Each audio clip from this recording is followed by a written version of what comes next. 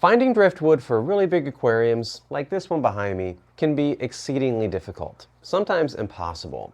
Most stores don't sell pieces big enough for the tank space you have to work with. And if they do, it's going to be outrageously expensive.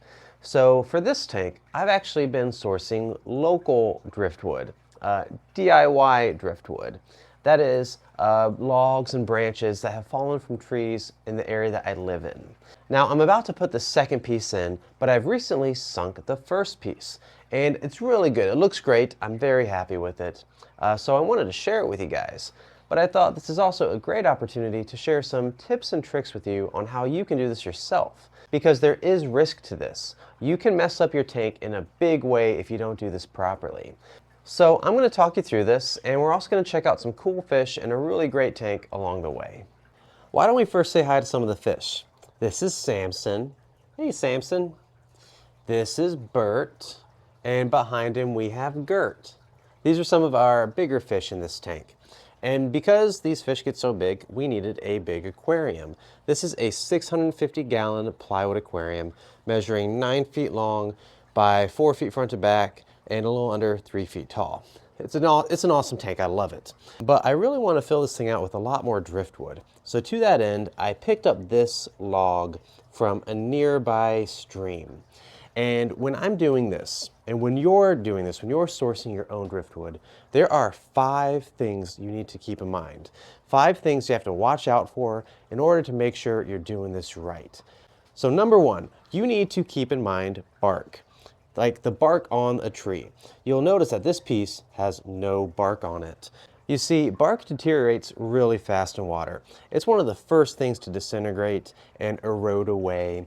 And if you let that happen in your aquarium, if you get a piece of wood with a lot of bark on it, it's going to disintegrate and just foul up your water, making it really dirty, potentially leading to bad water quality and negative impacts on your fish. So if you're going out sourcing driftwood from your local area, make sure you get a piece, preferably that's already been submerged in water for a while, because that bark will have, or most of that bark will have eroded away. Second thing you need to watch out for is the type of wood. So woods can be generally divided into 2 types, hardwoods and softwoods. Oak, for example, is a hardwood. Pine is a softwood. And the thing about softwoods is they deteriorate much faster than hardwood. So this is similar to the bark. You want to get a hardwood piece of wood, because if you get soft, it's going to break down in your water column much faster and lead to dirty water, potentially harming your fish's health. So when you go out, if you find an area, like a nice river or stream in a wooded, like in a forest area, if you're thinking, hey, there's some great wood here, you need to first do some research and figure out what kind of trees are there. Are they hard or softwoods? And for that purpose, there are some great resources. Your state's Department of Natural Resources will have a website that will, describe a lot of the native species of trees in your area. There's also several really cool apps that will take photos of plants and trees and tell you the species. Or you can even just go out and watch some YouTube videos by, tree experts. Just watch some videos and learn yourself. Teach yourself how to identify tree species. And hey, it's another skill you have in your back pocket.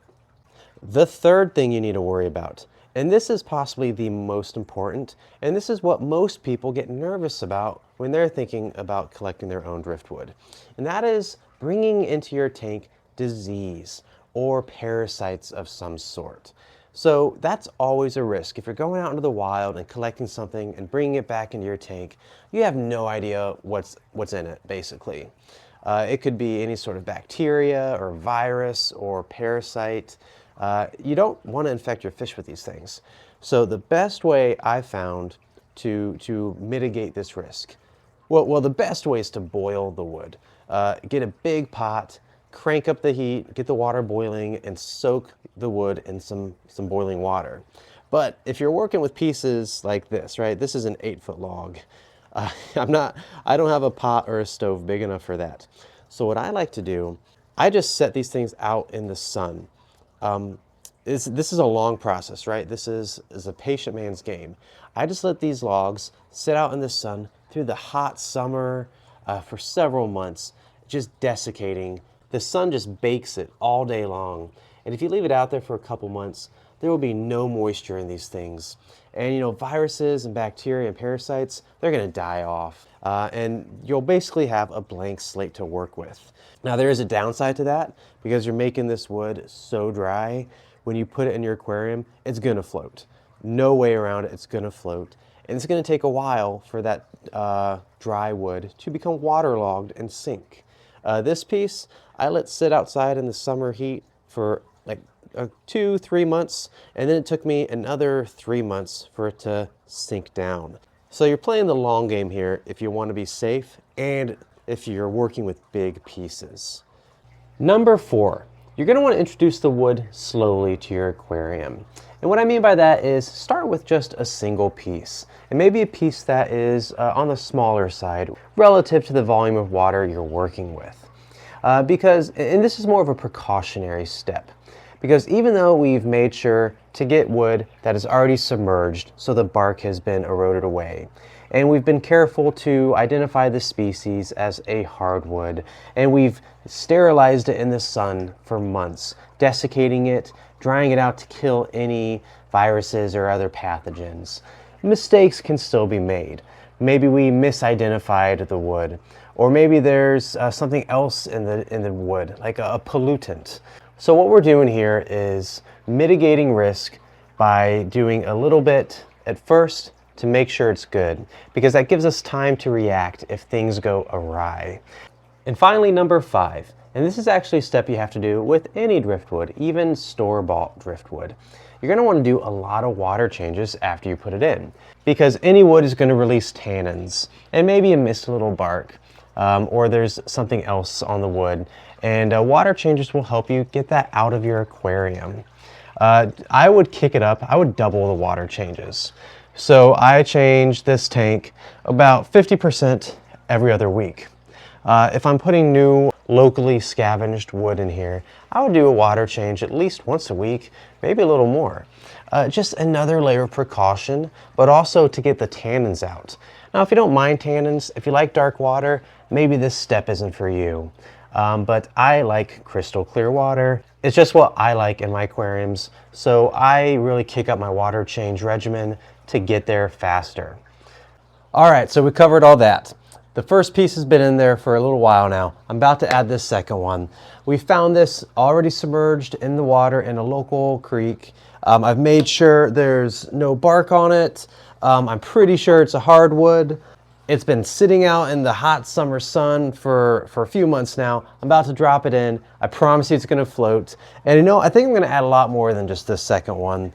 Maybe off camera, I'm probably gonna get, a third and fourth piece in here, because I really wanna accelerate my plans for this tank, get it looking really cool, get a lot more structure in there for a better aquascape.